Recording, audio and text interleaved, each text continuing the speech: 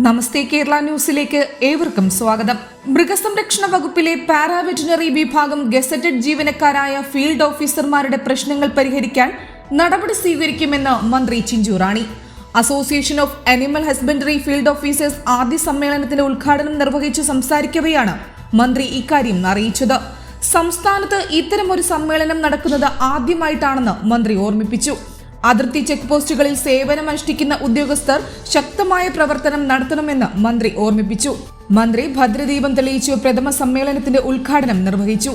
സംഘടനാ സംസ്ഥാന പ്രസിഡന്റ് സുധി കോട്ടൂർ അധ്യക്ഷനായിരുന്നു. മുഖ്യപ്രഭാഷണം ആന്റണി രാജു MLA നടത്തി. ചടങ്ങിൽ വെച്ച് മാതൃകാ കർഷകൻ JS Unnikrishnan, cycling champion Ibrahim എന്നിവരെ ചടങ്ങിൽ മന്ത്രി പൊന്നാടയും ഫലകവും നൽകി ആദരിച്ചു.